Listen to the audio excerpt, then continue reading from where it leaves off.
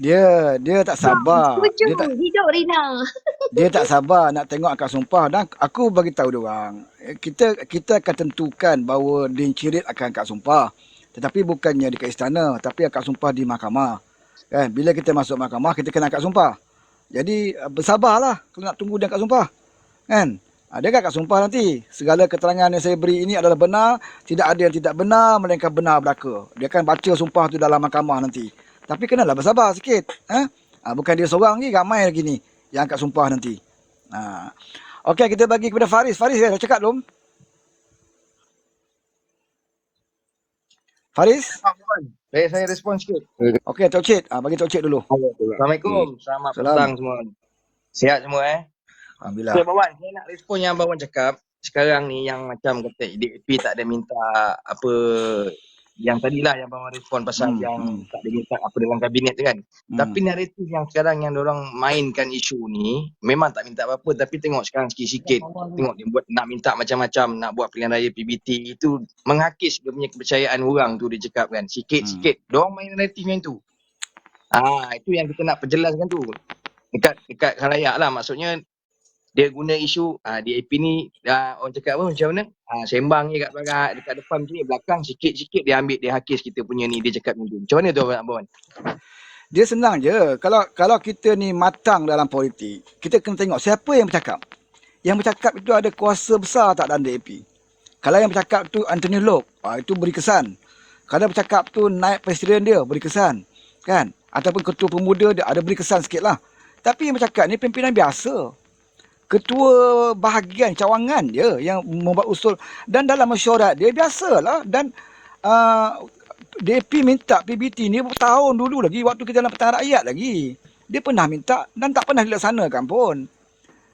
Jadi dalam negara kita ni, kita jangan sekat orang untuk bawa cadangan. Itu cadangan daripada Bukit Bintang tak salah aku, kan, yang mengutarakan cadangan dalam mesyuarat DAP, Convention DAP. Dan takkanlah kita nak pergi sekat cadangan dalam mesyuarat. Dalam mesyuarat kita pun ada macam-macam cadangan. Dalam mesyuarat PKR ada macam-macam cadangan. Dalam mesyuarat amanah ada macam-macam cadangan. Contohnya, Konvensi Amanah baru ni, wanita ada punya cadangan apa? Supaya kursi puteri-bangsa itu diberikan kepada amanah. Takkan kita nak melompat kot. Janganlah kita melompat. Kalau kita melompat, jadi balah. Tapi kita kata, itu cadangan dia. Memanglah, mana-mana parti pun kalau boleh, nak kerusi. Kan kita pun nak kerusi. Tapi sekadar cadangan. Akhirnya yang kita tahu apa? Akhirnya Majlis Presiden akan tentukan setiap cadangan yang dibawa. Sama juga mesyuarat PBT. Akhirnya Majlis Presiden akan buat keputusan. Dan bila kita jadi kerajaan, akhirnya Kabinet buat keputusan. Jadi janganlah cepat sangat melompat. Cadangan tu datang daripada orang bawah aja. Bukan keluar daripada Anthony Loke. Bukan keluar. Anthony Loke pun tak komen benda ni. Kan? Jadi benda-benda ni kita cepat melatah. Kita jangan melatah. Cadangan benarkan dibuat cadangan, sebab parti kita pun ada macam-macam cadangan kita. Dalam keadilan, Kongres Keadilan pun ada macam usul kita dengar. Kan? Tak semestinya akan dibuat. Walaupun parti keadilan sendiri, walaupun Anwar tu Presiden Keadilan dia sebagai Perdana Menteri, apakah semua cadangan kita dalam mesyuarat Anwar akan bagi? Tak semestinya. Pasal dia akan bawa ke Majlis Presiden. Kemudian last sekali bila nak jadi dasar kerajaan, dia akan bawa ke Kabinet. Jadi biarkan sebagai satu cadangan supaya kita jangan sekatlah mereka nak menyatakan suara-suara mereka. Okey, siapa lagi yang cakap ni? Thank you. Jelas tu Bawan, jelas. Faris. Okey, Faris boleh cakap? Mengenai PBT tu Abang, kita fikir memang betul yang bercakap Abang tadi. Dah lama lah mereka perjuangkan kan. Termasuk masa dulu Zuraida Kamarudin masa jadi Menteri KPKT pun pernah bercakap hal ni kan. Tapi tetap ditolak. Itu saja. Dan kita tengok kalau dia cakap mengenai PBT ni, kita takkan buat sebab dia memberikan banyak implikasi kewangan dengan masalah perkauman yang tinggi lagi dalam negara. So kita tak boleh buat benda tu kan, dia akan menimbulkan banyak negatif dari positif. Baiklah kita lanjut. Lebih implikasi baik banyak lah untuk PBT, ya betul. Implikasi negatif terlalu banyak. Jadi saya tak rasa kabinet akan bersetuju lah. Macam awak kata kita bebas bersuara. Yang nak buat cadangan apa, hang buat lah. Belum tentu diterima. Cuma bila timbul perkara tu, dia akan berbalik kepada resis dan juga Nampak Betul. ni. Ada Perbincangan je kau. pilihan Betul raya. lah. Bila ada je pilihan raya, kita dah ada pilihan raya banyak DUN, parlimen dan berlaku perpecahan. Kenapa kita nak perlu wujudkan lagi satu pilihan raya? Satu, Betul. sebab itu Menteri Wilayah sebut apa? Dan Komen Menteri Wilayah kata apa? Banyak lagi benda asas di Kuala Lumpur yang lebih penting nak kita selesaikan daripada kita fikir tentang PBT. Kan? Banyak lagi Ya, isu betul. penjajah, isu rumah, isu macam-macam benda kat Kuala Lumpur ni. Isu banjir, kilat. Jadi benda ni kena settle dulu. Kan? Kena settle dulu. Kenapa nak kita pergi cari benda yang susah? Benda yang susah yang dah menentangkan risiko kepada kita, apa kita pergi buat dulu? Lebih baik buat benda yang manfaat kepada rakyat dulu. Utamakan yang itu dulu. Maksudnya bukan kita tolak cadangan. Okey, bolehlah cadangkan. Tetapi tidaklah menjadi satu kepulan mendesak sampai kita terpaksa buat juga benda tu dan akhirnya datang kesan buruk pada kita. Masalah asasi, masalah asas di Kuala Lumpur masih lagi ada yang tidak selesai. Kan? Kita sibuk nak buat paling raya. Jadi tak betul lah. Jadi Menteri Wilayah kata, bukan dia tolak, dia kata benda tu belum menjadi keutamaan dia lah. Kan? Banyak perkara penting di Kuala Lumpur. Masalah kesesakan jalan raya, macam-macam benda kat Kuala Lumpur tu yang perlu diselesaikan. Okey, itu pandangan yang bagus lah. Dan Anwar pun tak komen setakat ni isu tu. Pasal bagi Anwar, benda ni dah lama dah benda ni disuarakan dan pihak pembangkang akan kutip lah. Nak main isu perkauman. Kan, itu biasalah, dia akan kutip. Dia macam anjing kelaparan, nampak bangkai, dia akan cari. Dia tak kira. Ya, Dia betul. akan kutip. Betul.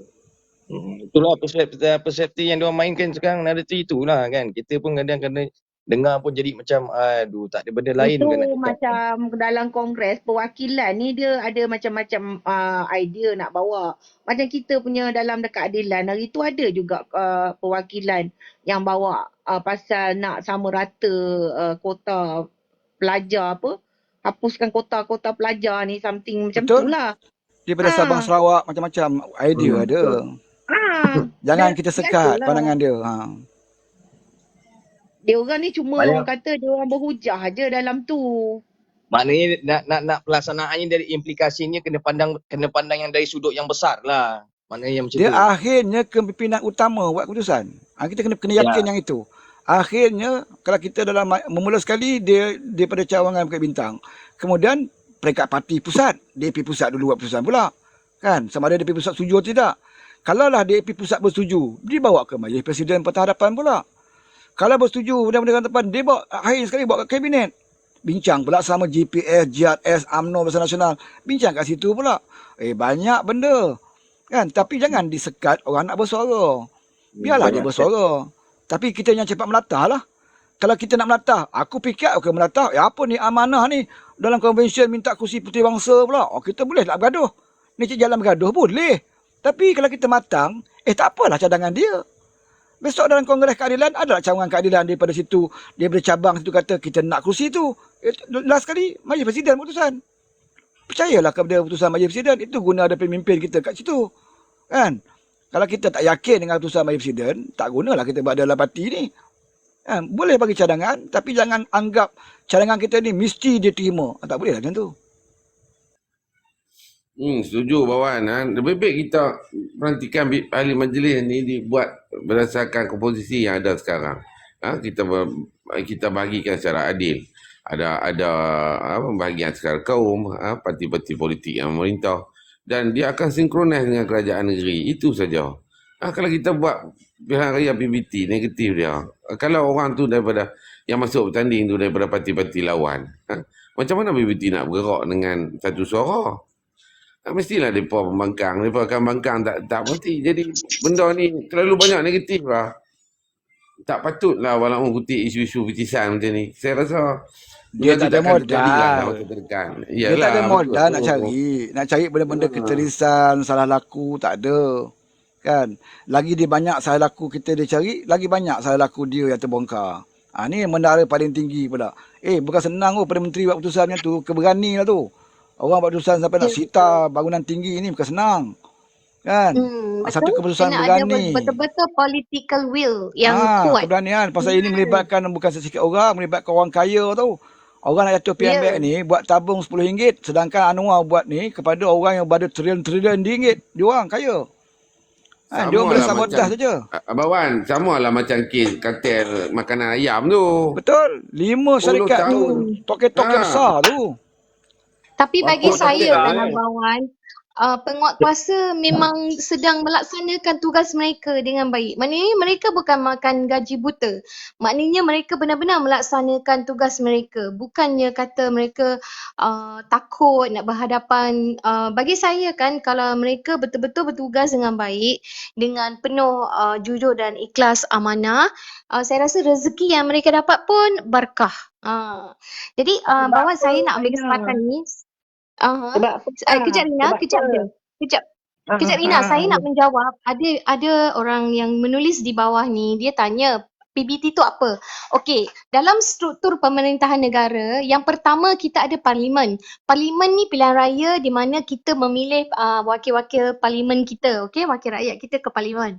Okey, keduanya negeri ya, DUN. DUN tu adalah lapisan kedua lah. DUN adalah kerajaan negeri. Maknanya mereka adalah ahli dewan negeri. Okey. Itu pun pemilihan ada diadakan pilihan raya juga. Contohnya macam hari tu pilihan raya telah diadakan pada bulan Ogos. Itu untuk negeri yang 6 negeri itulah. Tapi negeri-negeri lain telah dibuatlah sebelum ni. Okey, yang PBT ni adalah pihak berkuasa tempatan. Pihak berkuasa tempatan maksudnya adalah level ketiga dalam struktur pemerintahan negara. Maknanya orang yang dalam PBT itu dia akan jadi ahli majlis. Saya pernah menjadi ahli majlis dahulu selama 6 tahun di Kelang. Jadi sebab tu saya pernah menggalas tugas sebagai sebab kita ada DUN Pelabuhan Kelang dulu di mana DUN wakil rakyatnya tu kurang sihat sikit lah. Jadi saya menggalas jugalah tugas dia sedikit. Saya memang kena turun, kena tengok buat program untuk rakyat, kena bagi bantuan kepada rakyat, make sure longkang semua. Sebab tu saya dulu dalam Rumia ni ada seseorang yang mengaku diri dia daripada Teluk Gong. Saya pernah jadi ahli majlis di sana, saya menjaga Teluk Gong tu dan saya telah membuat jalan yang cantik untuk Teluk Gong tu dan telah memutihkan kilang-kilang haram dan saya berjaya mengutip 2.6 juta untuk Majlis Perbandaran Kelang. Jadi di situ adalah satu saya punya achievement ataupun pencapaian yang terbaik yang saya sepanjang khidmat saya sebagai ahli majlis di Majlis Perbandaran Kelang. Di samping ada lagi lah program-program lain. Contohnya macam pelancongan di Kelang. Itulah maksud dia pihak berkuasa tempatan. Maknanya pihak berkuasa tempatan ni adalah level ketiga untuk dalam sistem struktur pemerintahan negara. Jadi kita ahli majlis ni adalah ibaratnya seperti DUN kecil lah. Maknanya dia juga mewakili rakyat untuk kawasan yang dia jagalah. Sebab dalam kawasan DUN tu dia akan pecahkan jadi kawasan kecil-kecil supaya ahli majlis ni menjaga kawasan mereka. Contoh macam sampah kena ambil, lepas tu pemotongan rumput semua kena buat berkala, macam itulah. Itulah saya nak terangkan itu je. Terima kasih Abang Wan. Okey Rina, over to you. Ada wan-wan nak naik ke? Tanya Bukan tu wan-wan di bawah tu. Aina cakap tadi apa penguasa boleh menjalankan tugas dia pada saya sebab Perdana Menterinya memberi ruang yang luas untuk pihak-pihak jabatan-jabatan untuk menjalankan tugasnya. Kalau dulu diorang ni mungkin tak dibagi ruang yang luas. Sekarang ni SPRM pun diberi kebebasan. Itulah saya rasa. Betul. Sebab ada pemimpin yang pemimpin politik juga yang ada di belakang ni tu yang sembunyi tu. Itu jadi masalah. Sekarang ni dia rasakan lah kan. Sekarang ni bab kata Anwar, kalau yang bawah tu kena, tak adil lah bagi dia kan. Yang atas-atas tu tidak kena. Jadi tak bolehlah katakan ini adalah pendakwaan terpilih lah kan. Terpilih apanya, berapa ramai di bawah dah kena dah kan. Guru besar kena, pengetua kena kan, immigration kena, polis kena. Takkan Tun dengan apa Tun ke apa ke Tan Sri ke yang songlap duit tak kena. Jadi sebab itulah Anwar masa tahun 97 dalam UMNO dulu, dia yang usahakan pindah undang-undang atas rasuah tu. Dulu mana-mana menteri kalau dah pencen, kalau dia ada kes rasuah tidak boleh disiasat dulu. Kalau dia dah pencen tak boleh dah siasat. Walaupun terbukti dia melakukan rasuah sebab tu dia pegang jawatan. Anwar pindah atas rasuah tu tahun 97 sebelum dia dipecat. Anwar pindah mengatakan bahawa mana-mana menteri, sebab tu dia memegang jawatan menteri, Dan sekiranya dia melakukan amalan rasuah, walaupun dia dah pencen 10 tahun dah, tetapi benda tu ada. Ada bukti mengatakan dia sewaktu jadi menteri dulu ada rasuah, maka dibolehkan untuk disiasat dan didakwa. Sebab itulah undang-undang yang Anwar perkenalkan hari ni, undang-undang itu dia diguna pakai untuk menyiasat kes Daim ni. Next.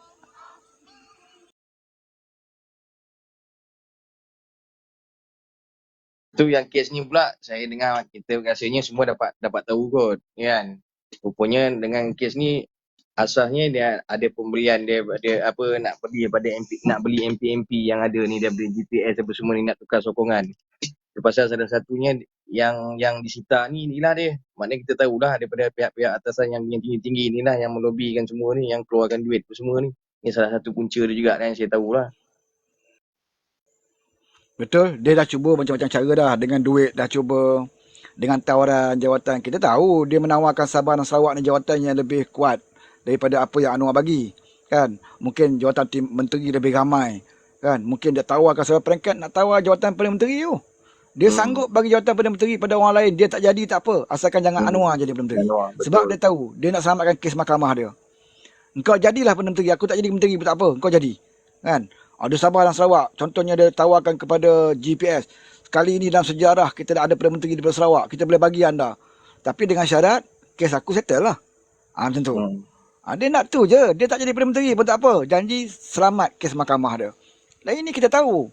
Sebab itu dia sekarang ni meroyan ni. Nak tebuk atap ni. Nak selamatkan diri masing-masing. Semua ada kes. Banyak ramai ada kes. Tunggulah satu persatu. Sekarang ni dia tengok. Ini kali ini serius Anwar. Kan? Sampai ke gergasi jutawan Daim tu pun dia berseret. Kan?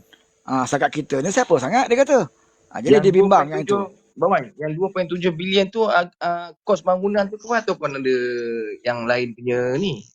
Saya tak tahu. Sekarang ni benda tu kita tak dapat jelaskan. Berapa sebenarnya. Apa yang disiasat oleh SPRM sebenarnya. Kan? Abang tambahan pula dengan amaran daripada bakal yang di Pertuan Agong baru Sultan Johor. Mereka lagi meroyan lah. Itu yang betulnya. Dan dia masa takut tahun depan Agong baru masuk.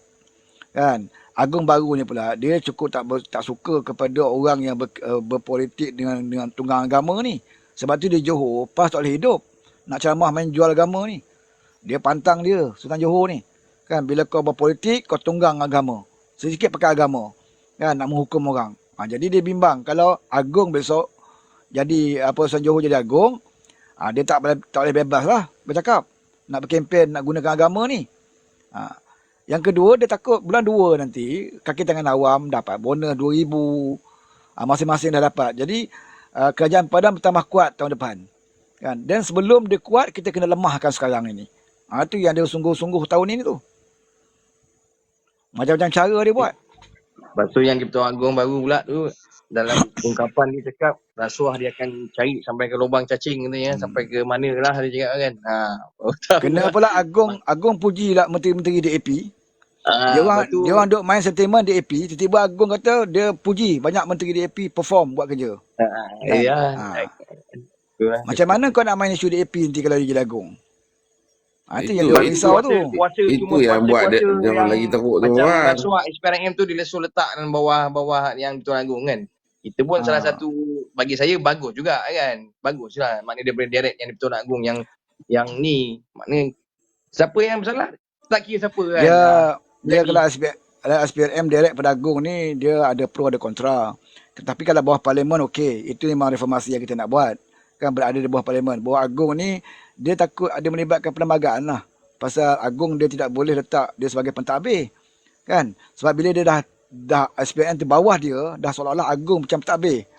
Jadi di situ Anwar kata benda tu nak kena dia kena bincang balik. Apa ni Tok Cik, tapi dengan saya rasa dengan kebebasan yang ada pada SPRM ni tanpa diganggu gugat oleh Perdana Menteri atau mana-mana kuasa politik. Saya rasa mereka dah buat kerja dengan lebih berkesan sekarang ni. Kita tengok apa ni macam kes 26 apa ni bangunan tinggi yang disita tu. Saya rasa belum dalam 65 tahun belum pernah kita tengok satu tindakan yang paling drastik daripada SPRM macam ni. Itu ya kawan. Saya rasa Betul, Agung betul. pun akan mungkin bila bakal dari Pertua Agung kita ni tengok benda-benda ni dah berjalan seperti yang Baginda nak, yang Dia puas hati Tuanku lah. Agung nak, dia puas hati lah. Mungkin dia akan stop lah dekat Dia ada situ kan. kuasa untuk melantik Pesuruhjaya SPRM. Kan? Dia ada kuasa. Kalau dia tak Betul, yakin betul. orang tu, dia tak bagi. Dia tak lantik. Jadi tak Betul. perlu nak letak SPRM direct bawah dia pun tak apa. Asalkan dia ada kuasa menentukan siapa Pesuruhjaya SPRM tu. Kan? Yang paling Dia ada pro kontra lah. kan. Kalau bagi direct kepada Agung, dia akan melibatkan perlembagaan. Engkau dah jadikan Agung sebagai pentadbir SPRM. Satu lagi, Agung bukan lama. Kan dia bukannya sampai dia akan bertukar 5 tahun sekali. Agung akan datang, kita tak tahu macam mana. Dan orang akan pertikaikan pula kalau ada sultan-sultan raja-raja yang lain main di kelangan raja tu sendiri ada melakukan perkara itu, apakah dia settle? Sebab benda ni bawah raja. Kan? Dia ada pro kontra dia. Jadi lebih baik aku lebih suka dia berada di bawah parlimen supaya benda apa kes pun parlimen tentukan. Kan? Saya Kalau setuju salah, dengan tak Abang salah. Wan. Itu yang terbaik. Sebab kalau berada di bawah raja-raja ni masalahnya nanti eksekutif dah setuju, majlis raja-raja pula tak setuju. Jadi akan ada masalah di kemudian hari.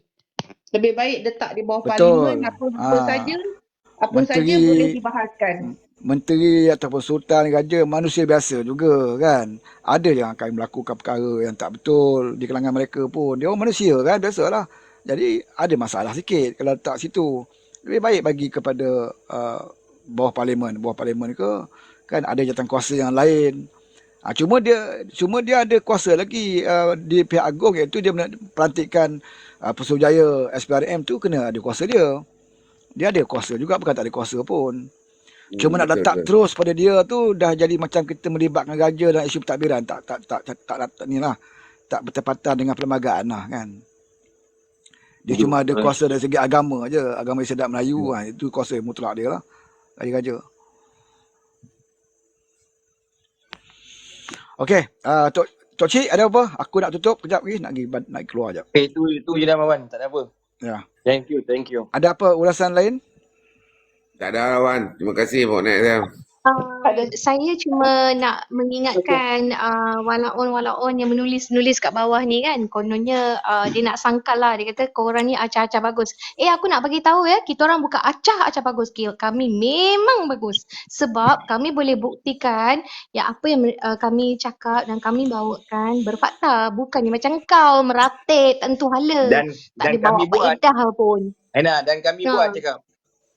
Sembang lah puak-puak tu. Masa dia buat 3 bulan tidur belaka. Aduh, itulah. Kalau nak sangat bujah, Nek, aku bagi masa sikit sebelum aku tutup. Nek, malam cepat. Kau tarik bawah tu penat. Penat naikkan jari. si jarum emas ataupun coffee cat tu. Nama coffee cat tak apa-apa tau. Kan coffee cat dia coffee. Kau nak minum kopi ke, Mek? Kat rumah aku ada banyak kopi. Berani ke dia? Tak, dia macam ni lah. Semua berjalan dia dalam keadaan aturan yang betul. Kerana kepalanya betul. Dulu kepalanya tak betul, ekor semua pun tak betul. Sebab benda yang busuk ni, ikan yang busuk ni, apa binatang pun, kalau yang busuk pun bermula dari kepala. Sebab tu sekarang ni, kalau kita tengok banyak perkara, Datuk Seri Anwar Ibrahim bagi kebebasan kepada mereka membuat keputusan. Jika ada bersalah dan hukum. Maksudnya dakwa. Kalau tak bersalah, maka lepaslah. Kan? Jadi di situ, penguat kuasa pun tak, orang kata tak teragak-agak. Zaman dulu, orang ni bila dia orang buat kerja, kejap lagi adalah menteri ni, Perdana Menteri ni, timbalan ni, kata lepaskan dia. Jadi benda ni tak settle. Itu je Abang Wan. Betul, dulu mereka kena nak tangkap seseorang, kena tanya dulu. Kan? Kena dapat kebenaran dulu daripada orang politik. Boleh tak siasat ni? Kalau dia kata tak boleh siasat lah. Sekarang tak ada. Sebab tu kita nampak, kenapa Anwar ni lambat sangat nak bicara orang tangkap ni. Memang sebab Anwar tak campur. Dulu cepat sebab dia campur. Kan? Anwar tak campur. Anwar suruh SPRM buat kerja. Dia kata kalau nak bawa orang mahkamah, tentukan dia tu betul-betul ada bukti kukuh. Jangan nanti orang yang tidak bersalah kita seret ke mahkamah. Itu ya pesan Anwar. Dia tak campur. Kan? Sebab dia dah tahu dah macam mana dia dulu zalimi, macam mana dia anaya. Dia tak nak lah orang lain kena anaya. Dia tak nak orang lain kena macam dia pernah kena. Sebab tu dia bagi tahu, tentukan nak bawa orang mahkamah ni, tentukan ada bukti kukuh, asas kukuh. Kan jangan kita pergi tangkap ataupun penjarakan orang yang tidak bersalah. Itu yang Anwar maksudkan. Sebab tu jadi lambat kan nak dapatkan bukti keterangan supaya nak betul-betul bawa dia tu betul-betul cukup bukti supaya tidak tenai orang yang tidak bersalah. Kan. Sebab tu orang kata slow sangatlah Anwar ni kan, tak dakwa pun apa semua. Ni beza dia.